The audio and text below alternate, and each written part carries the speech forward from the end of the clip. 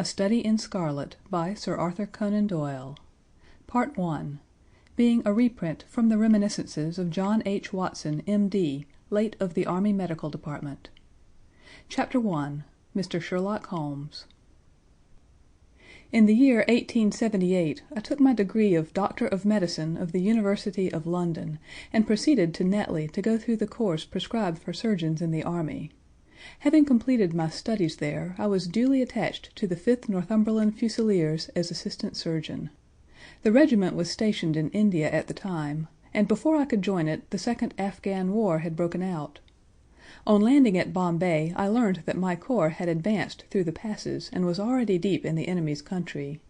I followed, however, with many other officers who were in the same situation as myself, and succeeded in reaching Kandahar in safety, where I found my regiment, and at once entered upon my new duties.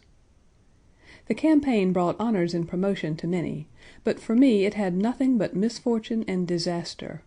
I was removed from my brigade and attached to the Berkshires, with whom I served at the fatal battle of Maiwand.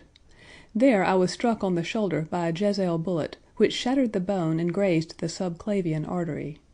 I should have fallen into the hands of the murderous Ghazis had it not been for the devotion and courage shown by Murray, my orderly, who threw me across a pack horse and succeeded in bringing me safely to the British lines. Worn with pain, and weak from the prolonged hardships which I had undergone, I was removed, with a great train of wounded sufferers, to the base hospital at Peshawar. Here I rallied, and had already improved so far as to be able to walk about the wards, and even to bask a little upon the veranda, when I was struck down by enteric fever, that curse of our Indian possessions. For months my life was despaired of, and when at last I came to myself and became convalescent, I was so weak and emaciated that a medical board determined that not a day should be lost in sending me back to England. I was dispatched accordingly in the troop ship Orontes, and landed a month later on Portsmouth jetty, with my health irretrievably ruined, but with permission from a paternal government to spend the next 9 months in attempting to improve it. I had neither kith nor kin in England, and was therefore as free as air, or as free as an income of 11 shillings and 6 pence a day will permit a man to be. Under such circumstances I naturally gravitated to London, that great cesspool into which all the loungers and idlers of the empire are irresistibly drained. There I stayed for some time at a private hotel in the Strand, leading a comfortless, meaningless existence, and spending such money as I had, considerably more freely than I ought.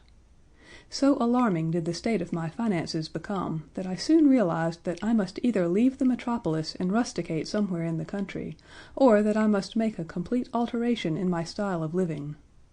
Choosing the latter alternative, I began by making up my mind to leave the hotel and take up my quarters in some less pretentious and less expensive domicile.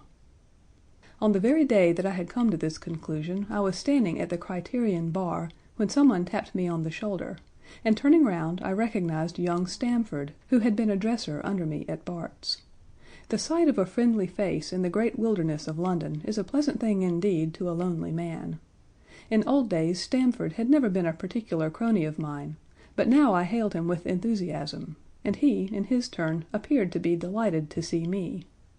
In the exuberance of my joy I asked him to lunch with me at the Holborn, and we started off together in a hansom. "Whatever have you been doing with yourself, Watson?"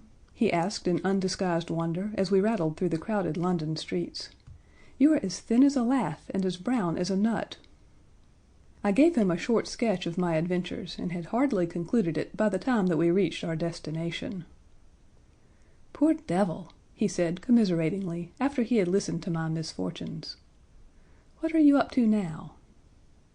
"Looking for lodgings," I answered. "Trying to solve the problem as to whether it is possible to get comfortable rooms at a reasonable price." "That's a strange thing," remarked my companion. "You are the second man today that has used that expression to me." "And who was the first?" I asked. "A fellow who is working at the chemical laboratory up at the hospital. He was bemoaning himself this morning because he could not get someone to go halves with him in some nice rooms which he had found, and which were too much for his purse." "By Jove!" I cried, "if he really wants someone to share the rooms and the expense, I am the very man for him. I should prefer having a partner to being alone." Young Sample complete. Ready to continue?